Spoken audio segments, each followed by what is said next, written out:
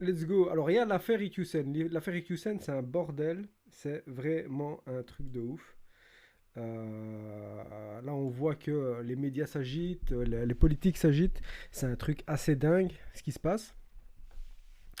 Donc, on voit vraiment les dysfonctionnements et l'abus de l'État dans ce genre de dossier. Et comme je vous l'ai dit en début de stream, j'avais entrevu l'interview de l'avocate d'IQSEN sur BFM. Et je vous propose en fait qu'on regarde ça et qu'on analyse un petit peu tout ça. Parce que c'est vraiment une situation assez ubuesque. Je dois dire, c'est vraiment dingue. C'est vraiment dingue ce qui est en train de se passer. Donc on va regarder un peu ça. Donc voilà, tiens, pourquoi c'est pas passé en thème sombre ça? Ah, j'aime pas le blanc. Ah voilà, ah, c'est cool. Ok, on va se mater ça, tranquille, au Bonsoir Lucie calme. Simon. Bonsoir. Soyez la bienvenue dans cette émission. Vous êtes l'avocate de l'imam Hassan Iqiyoussen. Votre client doit donc être expulsé suite à la validation de cette décision par le Conseil d'État. Cet homme est introuvable aujourd'hui. Où est-il? Je ne sais pas où est mon client. Tout ce que je peux vous dire, c'est qu'il a quitté le territoire français et c'est uniquement cette question qui est posée, à savoir est-ce qu'il y a une infraction qui peut lui être reprochée et donc est-ce qu'un mandat d'arrêt européen peut être décerné à son encontre. Ouais, parce que là on est sur un mandat d'arrêt européen. Les mecs, ils ont sorti cette tech. Donc le mec, ça, il le considère comme un fugitif, quoi. Donc faut absolument tomber dessus. Et ce qui va se passer dans cette interview est assez incroyable. À quel moment est-ce qu'il a quitté le territoire français? Parce que si on reprend la chronologie des faits, vous allez d'ailleurs la confirmer ou l'infirmer, mais cet été, par exemple, je crois qu'il devait renouveler son titre de séjour. Il a demandé d'abord à son épouse de s'y rendre, puis à vous-même, si je ne dis pas de bêtises, il ne s'est pas présenté lui-même. Sait-on quand il a quitté le territoire?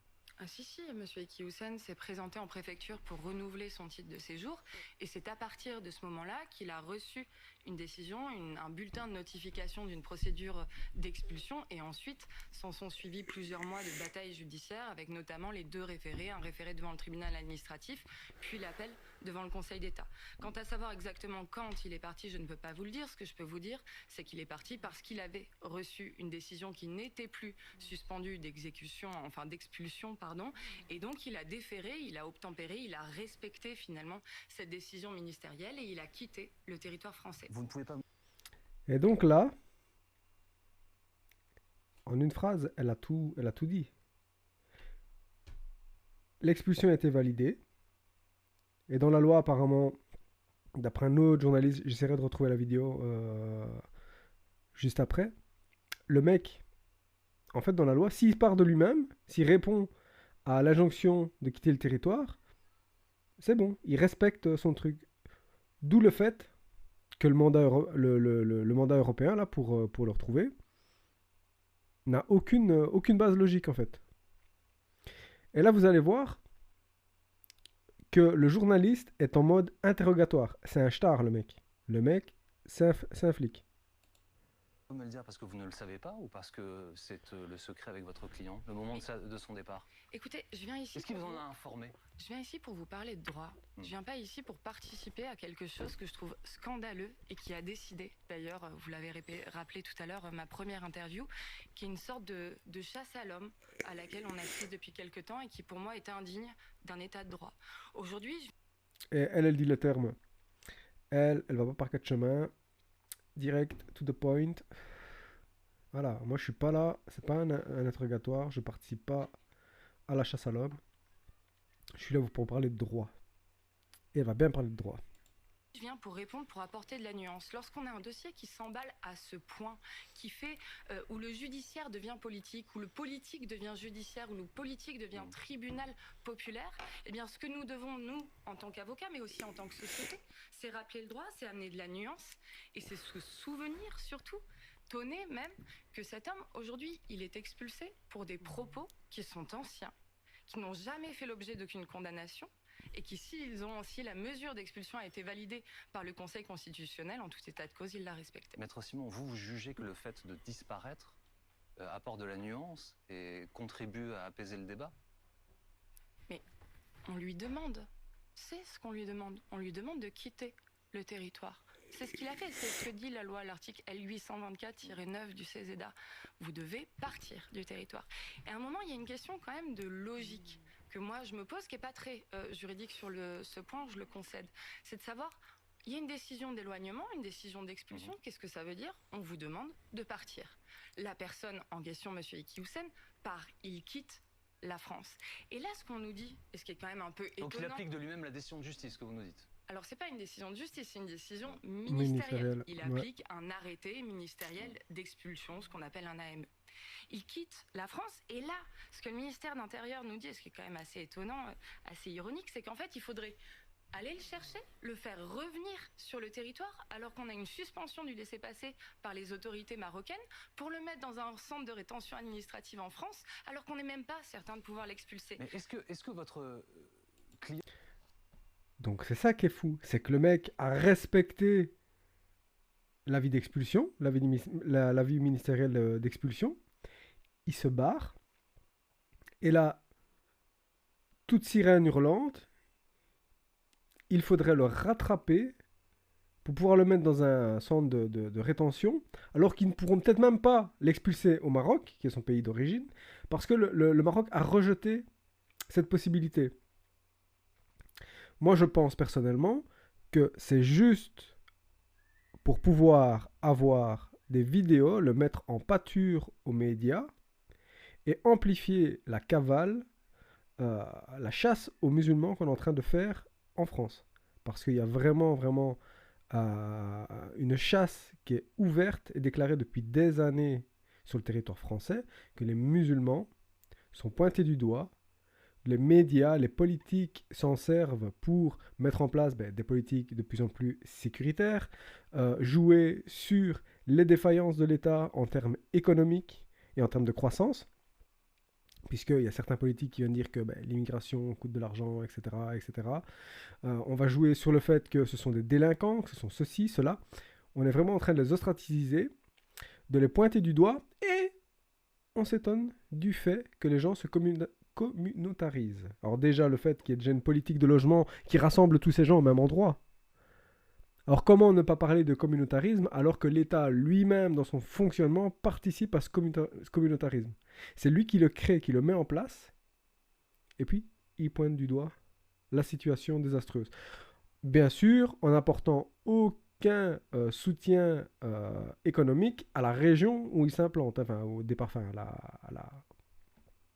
à l'endroit, les quartiers où ces gens sont implantés. C'est pas eux qui vont s'implanter d'eux-mêmes. Ils préféraient aller dans les beaux quartiers que de vivre dans des tours de béton qui sont là depuis les années 70 et qui sont dans un état déplorable où il n'y a pas un seul service public, où il n'y a rien.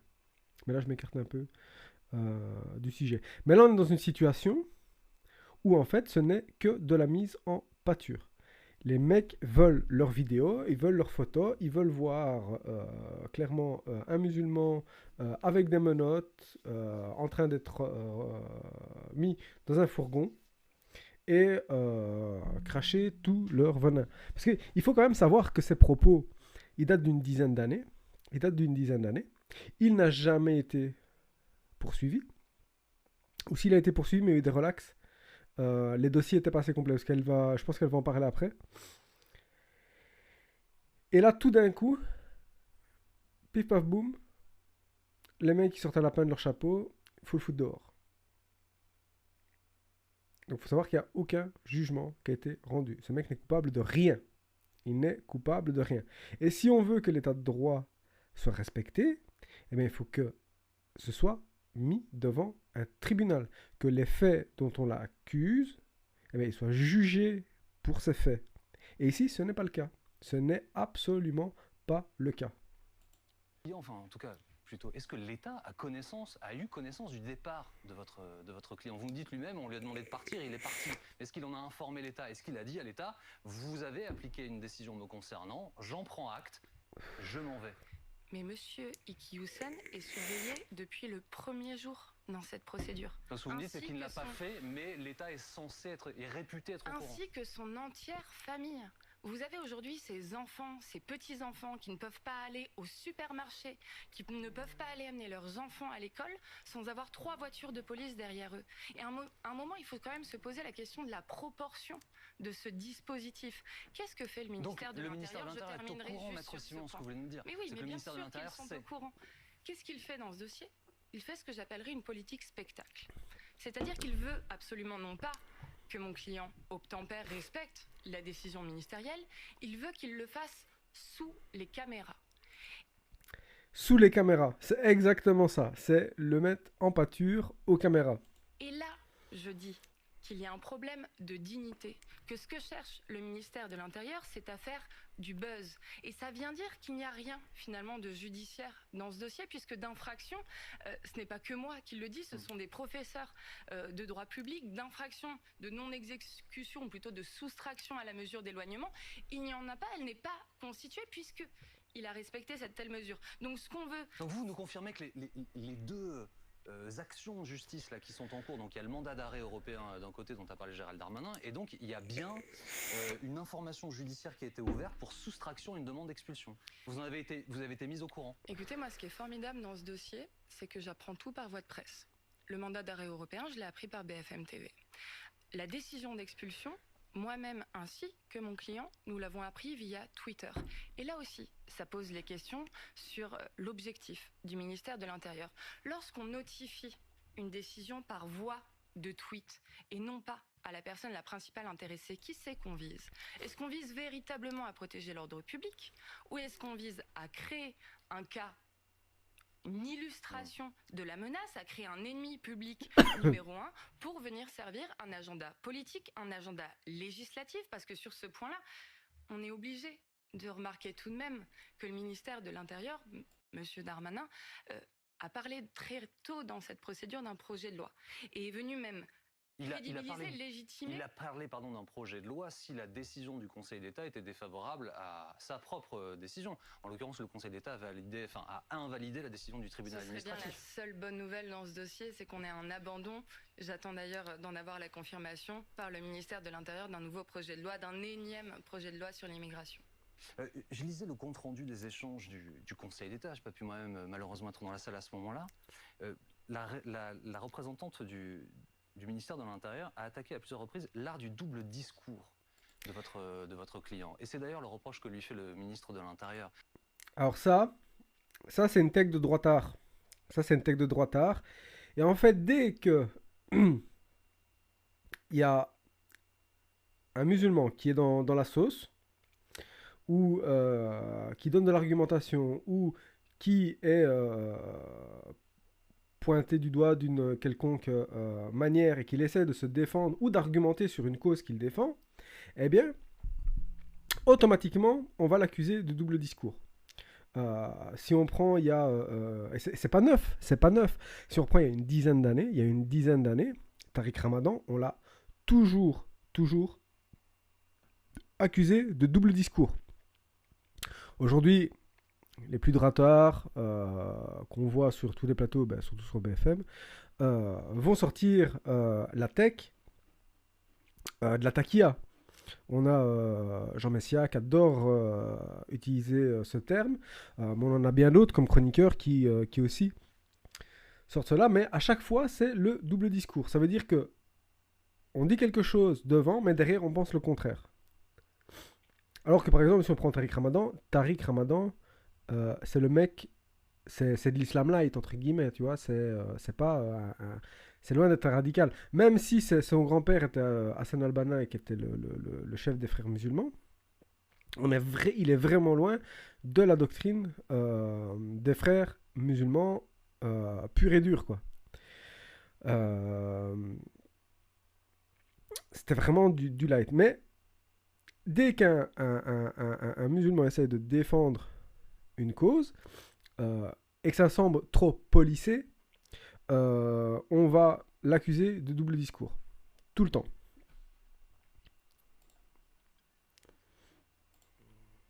D'être dangereux parce qu'il n'est pas complètement clair, d'avoir eu des propos à un moment donné qui n'ont pas conduit. Et on peut voir encore, parce qu'à ça, ben là, il faut aussi voir d'autres youtubeurs qui sont accusés, pas youtubeurs, mais streamers qui sont accusés de ça. Si on prend Wissam Gzelka, aujourd'hui, les gens qui sont opposés à sa pensée, à sa rhétorique, eh bien, lui disent qu'il a un double discours. Et on voit qu'on va aller chercher des morceaux de vidéos où Wissam fait des tunnels de 30 minutes pour expliquer un concept, une idée, et qui sont super intéressantes. Eh bien, on va prendre un seul morceau et on va dire voilà, ce qu'il a défendu il y a X temps, il dit là l'opposé, donc il a un double discours. Alors que la tech est totalement différente. On ne parle pas du même sujet, on n'est pas dans la même rhétorique. Et donc c'est claqué au sol. C'est claqué au sol. Mais rien à faire. Pour décrédibiliser la parole d'un musulman, ça va être le double discours. Et comme les associations qui font de la défense de certaines choses, on l'avait avec une économiste, non, c'était avec une personne du GIEC, je pense, la dernière fois, on va les accuser de se politiser, de faire de la politique, de rentrer dans la politique. Tout ça pour discréditer le discours de la personne et qu'elle ne soit pas entendue. Et surtout si ça se fait dans les médias, ça a une force énorme pour distiller une propagande, des pensées. Les gens qui bouffent des médias à mort, eh bien ça fait partie, entre guillemets, c'est du lavage de cerveau, on va pas se le cacher. Hein. Quand tu entends des 20 fois des news qui racontent la même chose avec le même truc, ça te rentre dans le cerveau, ça te le bouffe complètement. Conduire une condamnation, mais d'avoir un double discours qui influence les esprits, qui influence les plus faibles. Merci beaucoup de me poser cette question.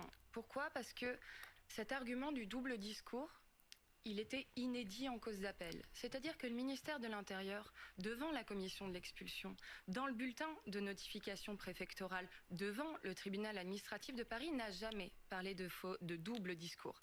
Et lorsque nous avons apporté plus de 60 pages d'écriture, plus de 300 pièces. Lorsque nous avons fait des retranscriptions, c'est un travail phénoménal, titanesque, de toutes ces vidéos pour dire qu'il avait condamné l'antisémitisme, pour dire qu'il avait condamné les attentats commis par Daesh, eh bien ce qu'il restait au ministère de l'Intérieur face à ce qui convient d'appeler des preuves, c'est la fameuse dissimulation, c'est le double discours. Mais c'est trop simple, surtout face à quelqu'un à qui l'on ne peut pas reprocher d'être un imam qui prêcherait caché dans des caves, puisqu'il le fait à découvert, il le fait sur les réseaux sociaux. Et d'ailleurs, juste une petite réflexion qui là encore n'est pas juridique, on l'expulse parce qu'il représenterait une menace grave pour l'ordre public, parce que ces vidéos représenteraient une menace. Mais jamais on n'a eu de demande de retrait de ces vidéos. Jamais. Aucune demande de retrait, il n'a jamais été poursuivi, je crois, pour ça.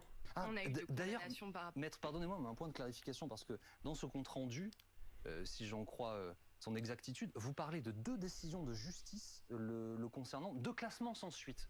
Sur ces propos. Est-ce que vous pouvez nous éclairer, puisque Gérald Darmanin disait à l'instant, effectivement, il n'a jamais été condamné. À ma connaissance, il n'y avait même pas eu de poursuite. Donc il y a eu des signalements. Alors, il y a eu des signalements, il y a eu ce qu'on pourrait appeler des poursuites, et le parquet a décidé pour insuffisance d'infraction, de caractérisation de l'infraction, à chaque fois de classer sans suite. En fait, vous avez un arsenal législatif et différentes possibilités qui sont laissées. Notamment, la première possibilité, qui est la possibilité pénale, l'incitation, ou plutôt la provocation à la haine, à la discrimination, à la violence envers une personne, eu égard à son ethnie ou à son sexe, par exemple. Sur ce point-là, il y a eu des poursuites et puis on s'est dit que c'était pas constitué. Et là, on était en 2004. Encore une fois, je le disais tout à l'heure, tous ces propos ont été tenus publiquement. Jamais le parquet n'a estimé qu'il était pertinent de poursuivre mon client. Et sur la question de la proportion, pourquoi on vient maintenant sur le droit administratif ? Parce que finalement, la justice, c'est quoi ? C'est une balance, c'est une question d'équilibre, et c'est pour ça que tout à l'heure, je parlais de nuances. Aujourd'hui, alors qu'il n'a jamais été condamné pénalement, on le sépare de son entière famille. Mais ce qui vous fait dire vous-même que votre client, et je vous cite, un conservateur qui tient des propos rétrogrades. Alors je finirai la phrase que j'étais en train de dire et je reviendrai sur ce point qui est très intéressant aussi. Aujourd'hui, pour des propos qui ont été tenus il y a souvent très longtemps, 10 ans, parfois 20 ans, des propos pour lesquels parfois il s'est aussi excusé, des propos sur lesquels, comme tout un chacun, il a pu évoluer, puisque l'idéologie, l'expression, enfin l'opinion plutôt, elle évolue avec le temps, eh bien on vient séparer cet homme de son entière vie. Il est né en France, il se sentait, il se considérait comme français. Il ne l'était pas, et là je pointe un mensonge du ministère de l'Intérieur, parce que son père avait 6 mois avant sa nationalité répudié en son nom, décliné en son nom la nationalité Mais à française. aucun autre moment de son existence, depuis ses 18 ans jusqu'à ses quasi 60 ans, il n'a pu lui-même faire la démarche de demander la Il l'a nationalité faite française. 2 fois. Et ça lui a Il été l'a faite refusé 2 fois, et à chaque fois, elle lui a été Pour refusée. quelle raison? Elle nous sort des datas, hein. Elle a des datas, hein. Tout ce dont on l'accuse, en fait, c'est peanuts. Bon, après, c'est la parole de son avocat, vous allez me dire. Mais est-ce que, par rapport à ça, c'est intéressant de remettre en doute la parole des médias mainstream. Parce qu'on voit que c'est... Enfin voilà, généralement, quand tu vois quelque chose à la télé, généralement tu penses le contraire et t'es dans la bonne direction. En fait, c'est un peu le même principe que BHL. Quand tu écoutes ce qu'il dit, tu penses le contraire et t'es dans la bonne voie. Donc là, on voit que tout ce qu'on a accusé, donc il y a les poursuites qui avaient été engagées, ben, elles n'ont pas pu être poursuivies parce qu'il n'y avait pas assez de faisceaux d'indices pour caractériser le délit. Donc ça a été abandonné par 2 fois pour des vidéos de 15-20 ans, comme elle le dit. Et là, tout ce qui est mis sur le fait ben, qu'il n'a jamais aimé la France, qu'il n'a jamais fait le nécessaire pour devenir français, qu'au bout de 60 ans, il n'a jamais fait les démarches. Moi, je comprends le mec, il le fait 2 fois. Mettez-vous à la place d'un immigré qui vit, qui travaille sur le sol français et qui, par 2 fois, va faire la demande pour obtenir la nationalité française et qui se la voit refuser par 2 fois. Quelles sont les idées qui peuvent émerger dans la tête des gens dans pareille situation? C'est ce pays ne veut pas de moi. Tant pis. Mais moi, j'ai établi ma famille ici. J'ai mes enfants, j'ai ma femme, j'ai mon travail, j'ai ceci, j'ai cela. Je suis obligé de rester. Et donc, le mec, qu'est-ce qu'il a fait? C'est des demandes de permis de séjour qu'il a dû multiplier à l'infini. Vous imaginez les démarches administratives? Incroyable. Raison, maître. J'ai pas les décisions. Je n'ai pas les décisions sur ce point-là. Ce que je veux dire, c'est que Mais- vous décrivez vous-même votre client, et Oui. à nouveau, je vous cite, comme un homme politique, qui prône l'islam politique. Être un homme politique signifie avoir des responsabilités. Un homme politique doit assumer ses propos. Un homme politique est scruté. Un homme politique a de l'influence sur une partie de la population. Ce qui n'est d'ailleurs pas le cas de beaucoup de nos hommes politiques. Je suis tout à fait d'accord avec vous. Sur ce point-là, Ah putain, on là, parle de- là, le petit tacle. Le petit tacle, il a été mis. Hein. propos, on parle d'opinion et on touche juridiquement toujours à la liberté d'expression. La liberté d'expression en droit pénal, en droit de la presse, elle bénéficie d'une protection, d'un droit particulièrement protecteur avec des temps de prescription très très courts parce que justement on est sur un des droits les plus précieux de l'homme, pour citer la Déclaration universelle des droits de l'homme. Alors ces propos ils ont évolué, moi quand je dis qu'ils sont à l'égard des femmes notamment, et c'est mon opinion personnelle, elle n'est pas partagée par tout le monde, ils peuvent être manqués de progressisme, ils peuvent même être qualifiés de rétrogrades, mais quand même je m'interroge et c'est pas très juridique. Généralement, eu égard aux hommes religieux, on a rarement des propos extrêmement progressistes.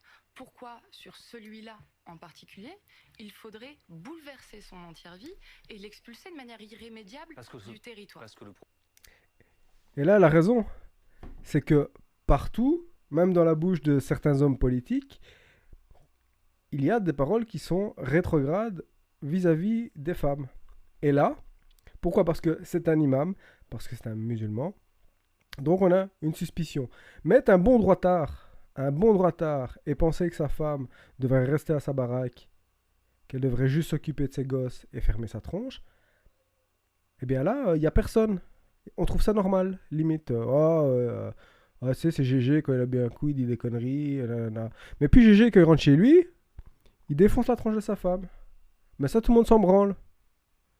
Parce que quand une femme va porter plainte, on n'écoute pas.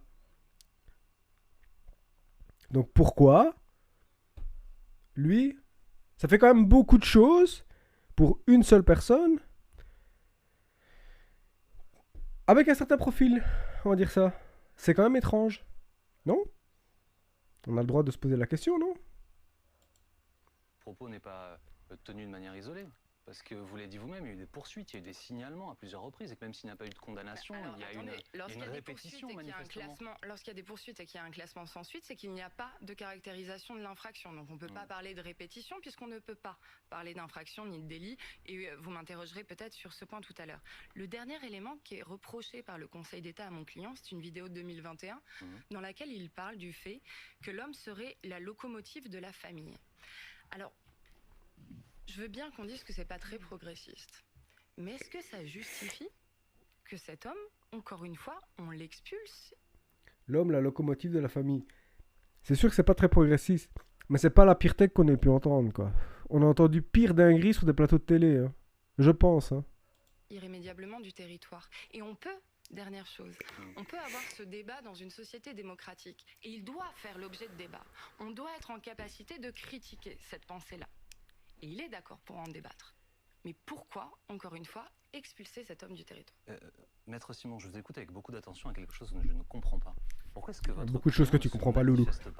S'il est absolument serein par rapport à ses propos, à son histoire avec la justice, s'il conteste avec fermeté et tranquillité les décisions telles que vous le faites ce soir, pourquoi est-il, à nos yeux aujourd'hui, je dis nos yeux citoyens français, caché? Pourquoi ne se manifeste-t-il pas? Pourquoi, à travers votre voix, ce soir, ne fait-il pas passer un message disant qu'il conteste peut-être cette décision de justice, qu'il se trouve à tel endroit, qu'il compte faire ci ou qu'il compte faire ça?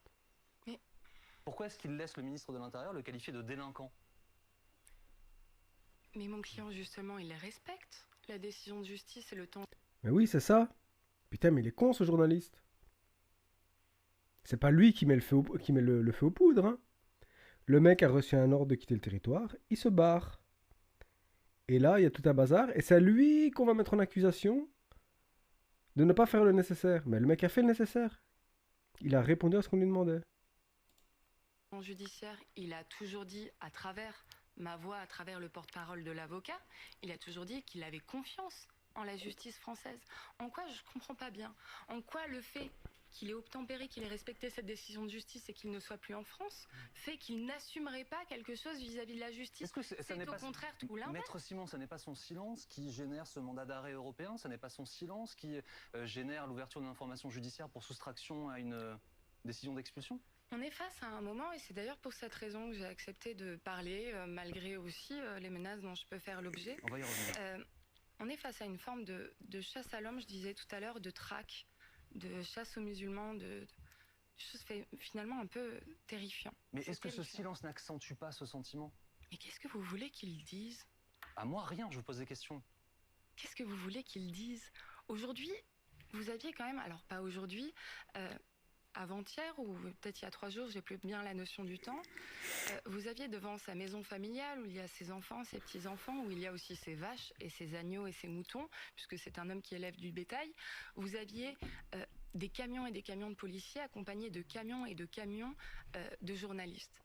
Alors ce serait ça qu'il devrait faire? Se laisser menotter alors que c'est interdit parce que c'est indigne devant les caméras avec un Gérald Darmanin qui dirait ça y est, j'ai réussi à l'expulser. Je vous pose une question, pardonnez-moi, je pense, en lien avec votre métier, enfin ce que vous faites, c'est-à-dire le droit, la défense de votre client.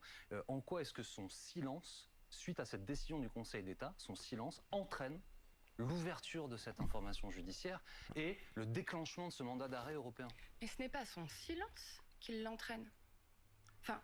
Donc vous voulez nous dire que même s'il avait parlé, Gérald Darmanin aurait décidé d'ouvrir cette... Enfin, le parquet aurait décidé d'ouvrir cette information judiciaire et Gérald Darmanin aurait fait en sorte qu'un mandat d'arrêt européen soit délivré? Mais bien évidemment. Et son silence, c'est quoi? C'est un respect de la décision de justice. C'est pas autre chose. En fait, j'ai du mal, peut-être que je réponds à côté, hein, j'entends, mais j'ai du mal à comprendre votre question. On lui a reproché de parler, il ne parle plus, il respecte la décision, il part.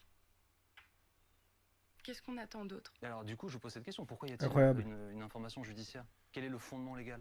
Mais je vous pose cette question aussi. Ah non, mais moi je suis pas spécialiste de droit, pardonnez-moi, chacun son métier. Je me la pose cette question. Je me la pose parce que, à mon sens, encore une fois, juridiquement, il n'y a pas d'infraction. Et je suis d'ailleurs assez inquiète qu'un juge d'instruction, parce que en tant que pénaliste, en tant qu'avocat, on est tous ahuris sur cette procédure qu'au début on a trouvé un peu grotesque, qui nous a fait rire avant finalement de nous terrifier, de se dire mais attendez, les mandats d'arrêt européens, c'est sur des infractions extrêmement graves. Et là on est sur soi-disant une soustraction à une mesure d'éloignement qui n'est même pas caractérisée en l'espèce. Donc pour vous, il n'y a aucune justification à l'ouverture de cette information judiciaire pour s'être soustrait à la mesure d'expulsion. Si ce n'est une politique spectacle et un agenda politique que je regrette. Deux questions, s'il vous plaît. Et voilà, le politique. Pourquoi, à votre connaissance, est-ce que le Maroc a suspendu, c'est pas un arrêt, hein, c'est une suspension, son laissez-passer consulaire? Il faut le demander aux autorités marocaines. Moi, je ne peux pas parler totalement à la place de mon client. Je peux encore moins parler, évidemment, à la place des autorités consulaires marocaines. Vous lui parlez, votre client, encore? Là, récemment, vous lui avez parlé? Non, pas récemment, non. Donc vous savez où il se trouve, mais vous n'échangez pas avec lui. C'est ça. Une cinquième fois, peut-être? Non, je vous demande si vous échangez avec lui. Elle lui met des tacles. Hein. Vivant, je vous remercie.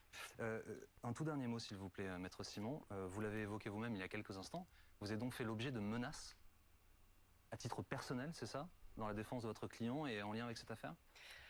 Oui. Je ne suis pas vraiment là pour parler des menaces dont j'ai fait l'objet moi personnellement. Je suis là pour être aux côtés de mon client qui est absent. Non mais ça existe, c'est un fait. Mais c'est un fait, je ne suis pas la seule. Une des juges qui a signé la première décision a fait l'objet de propos diffamants. La Ligue des droits de l'homme a fait l'objet de menaces. Aujourd'hui, il y a une enquête qui est en cours. Moi, ce qui m'intéresse tout de même, c'est que finalement, ces menaces, qu'est-ce qu'elles disent? Elles disent qu'il n'y a plus vraiment de respect, plus vraiment de compréhension de ce qu'est ma profession d'avocat. C'est-à-dire que dans ce dossier, mais de manière générale, et y compris vis-à-vis de moi, avocate, on vient tout mélanger. Est-ce que ça vous fait peur? Est-ce que ça me fait peur? Est-ce que vous avez peur? Est-ce que ça vous fait réfléchir à ce type de défense? Ou est-ce qu'au contraire, ça réaffirme les choix pour lesquels vous êtes engagé? Donc le mec est en train de lui demander, est-ce que vous flippez au point de fermer de votre gueule et d'aller dans le sens du poil? Ou est-ce que justement ça fait en sorte que vous allez y aller encore plus à fond? C'est quoi cette question Mais c'est des questions de merde. Ce mec, je ne l'aime pas. Je ne l'aime pas déjà. Et ces questions sont stupides. Mais en fait, tous ces journalistes-là sont stupides. Ils sont stupides. On va faire des réacs là-dessus sur BFM. On va se mater des trucs BFM. C'est horrible. On va s'infliger ça, mais c'est trop drôle en fait. Il faut les écouter, éructer sur les plateaux. Des dingueries. C'est incroyable. À ce moment-là, je me dis plus que jamais que je suis fière de ma profession, que je suis fière d'être avocate et que je suis fière quand on a un tel tribunal populaire, quand on a une traque, le couteau, la bave aux lèvres, le couteau entre les dents. Je suis fière de pouvoir apporter un soutien juridique et apporter de la nuance. Oui. Un tout dernier mot, pardon, factuel. Vous êtes protégé aujourd'hui? Est-ce que l'État français vous protège?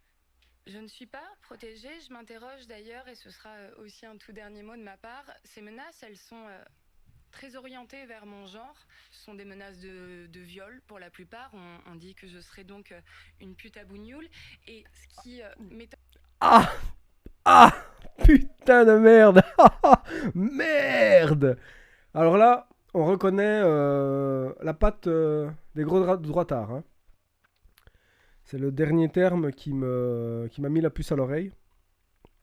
Mais vu que c'est sur le genre, généralement, effectivement, ça vient souvent de cons de droite, quoi.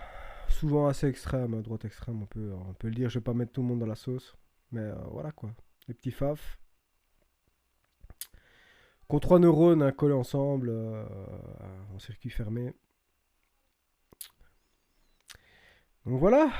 C'est quand même chaud, franchement là. Wow. Elle te sort ça quand même flex. Hein. Moi, elle est vraiment flex sur cette interview.